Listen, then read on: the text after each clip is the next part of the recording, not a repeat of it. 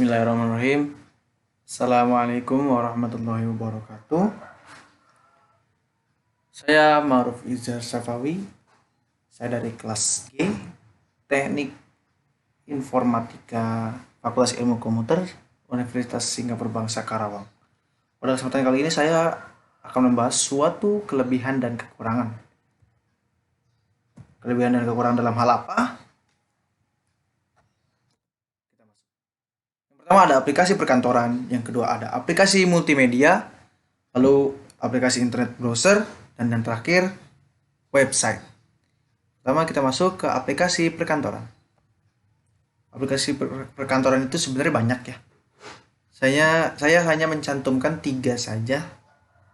Yang pertama ada Microsoft Office, lalu LibreOffice, yang ketiga ada OpenOffice. Kita masuk langsung ke Microsoft Office. Microsoft Office. Nah, kita sudah tahu semua lah ya Microsoft Office. Nah, seperti apa? Kelebihannya, versi terbarunya sudah mendukung cloud service. Artinya menjadikannya Microsoft Office itu sebuah layanan. Jadi bisa diedit, di save, dan digunakan oleh semua orang di berbagai lokasi. Lalu versi terbarunya sudah mendukung penggunaan touch control. Sesuai dengan artinya touch control ya, ini layar sentuh, jadi bisa digunakan dengan layar sentuh. Lalu loading lebih cepat dari versi sebelumnya. Ukuran file yang dihasilkan lebih kecil. Lalu kekurangannya, pengguna versi lama harus menginstal converter untuk membuka file yang dibuat dengan versi terbaru. Pada versi terbaru tidak terdapat Office button. Perubahan desain yang drastis sehingga mengharuskan pengguna baru untuk mempelajari lagi dan membutuhkan waktu hingga terbiasa. Karena banyak fitur-fitur baru, jadi kita harus adaptasi lagi. Yang kedua, ke LibreOffice.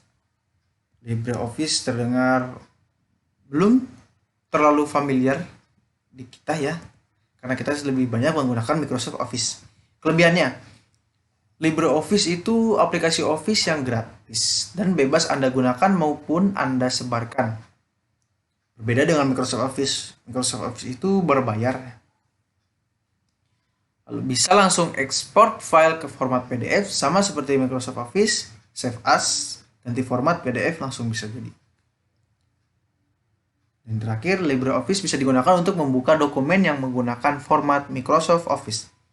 Kekurangannya, desainnya kurang familiar bagi yang terbiasa menggunakan Microsoft Office.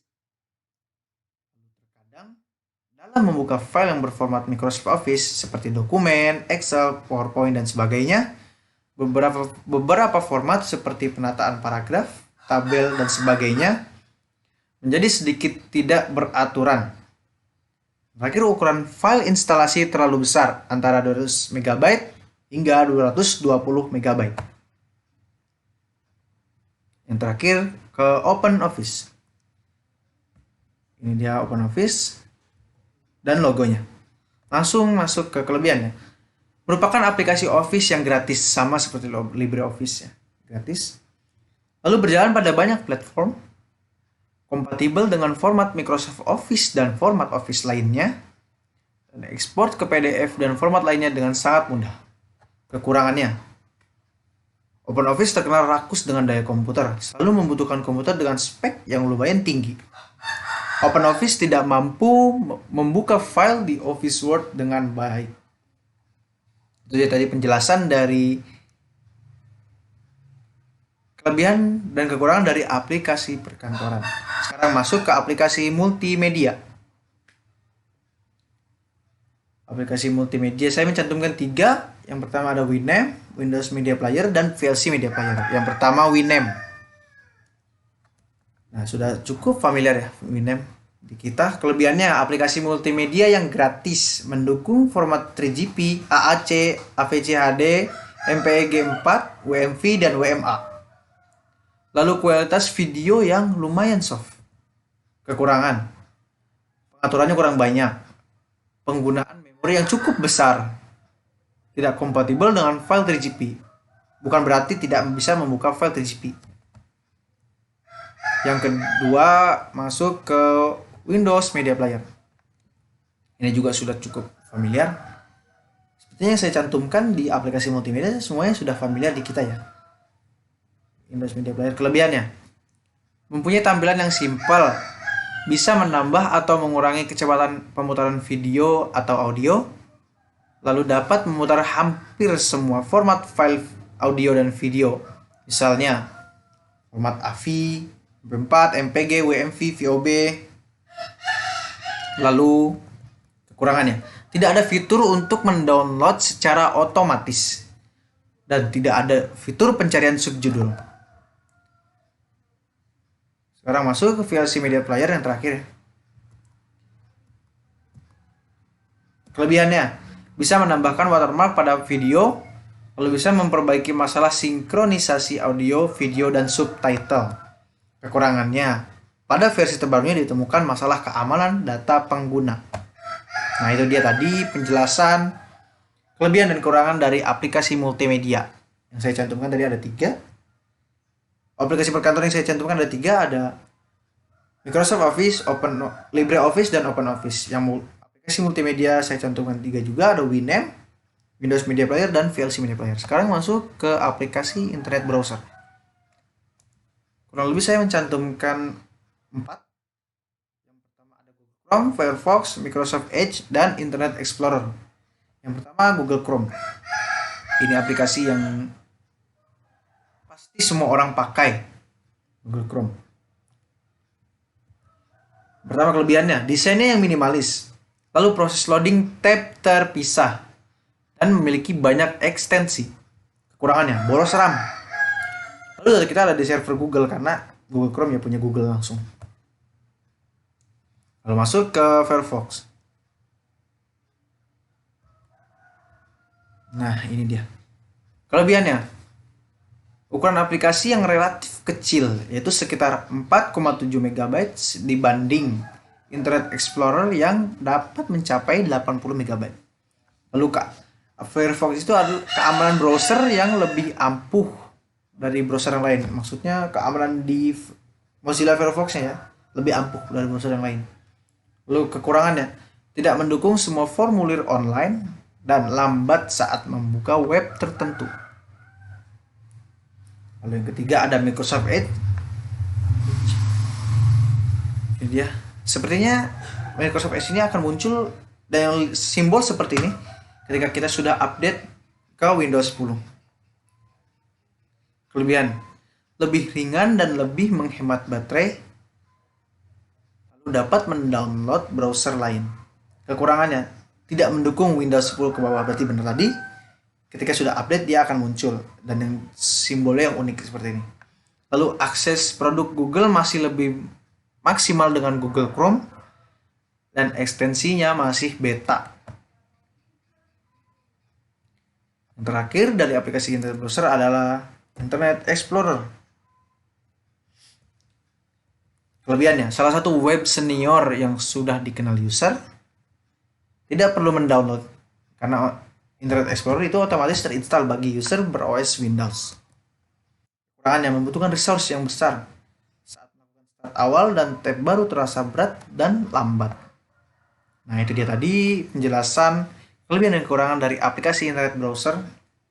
Tadi ada Google Chrome, Firefox, Microsoft Edge, dan Internet Explorer. Sekarang masuk penjelasan website.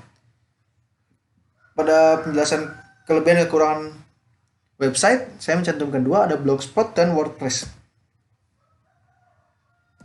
Yang pertama, Blogspot. Kelebihannya, gratis. Lalu hostingnya unlimited. Berbeda dengan WordPress, Blogspot itu ya hostingnya unlimited. Kalau di WordPress itu kita harus menyewa penyedia hosting dulu. Lalu yang mudah digunakan bagi pemula, banyak template gratis, lalu platform blogging yang aman. Kenapa bisa dikatakan aman? Karena Blogspot itu miliknya Google. Kekurangannya, tampilannya sederhana, kurang leluasa dalam menulis artikel karena tampilan di Blogspot itu tidak tidak seperti di WordPress yang banyak, jadi kurang leluasa. Lalu statistik di Blogger kurang lengkap dan terikat dengan peraturan Google. Karena milik Google, ya Blogspot harus menaati peraturan yang dibuat oleh Google. Kedua, ada WordPress. Kelebihannya mudah dioperasikan, memiliki komunitas yang besar, sekitar kurang lebih 30% WordPress sudah digunakan oleh semua manusia di dunia ini, semua pengguna website. Jadi kita bisa jamin kualitas dari membuat website di WordPress ini. Lalu memiliki banyak tema dan memiliki banyak tutorial. Kekurangannya, keamanan. Kenapa dikatakan keamanan? Karena sudah dipakai sekitar 30% yang ada di seluruh dunia. Semakin banyak pengguna, semakin banyak kesempatan bagi para hacker. Namun itu bisa diatasi dengan cara meningkatkan keamanan pada situs webnya. Lalu yang kedua, ada konten pihak ketiga. Maksudnya konten pihak ketiga itu karena sebagian besar plugin dan template WordPress itu dibuat oleh developer ketiga, maka seringkali menemukan bug. Jadi sebelum kita memilih plugin atau template itu, kita baca dulu ulasannya, penjelasannya. Lalu yang ketiga, waktu loading pada halaman. Kenapa dicantumkan itu? Karena ketika kita menginstal plugin dalam jumlah yang banyak, maka akan secara otomatis WordPress akan berjalan lambat. Lalu fitur harus terus aktif.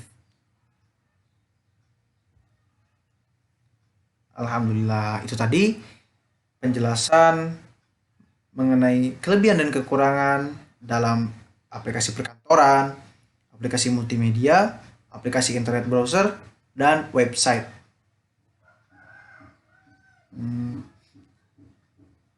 Saya kira cukup sekian penjelasan yang bisa saya paparkan. Kurang lebihnya mohon maaf. Terima kasih. Saya Maruf Izar Sawawi. Wassalamualaikum warahmatullahi wabarakatuh.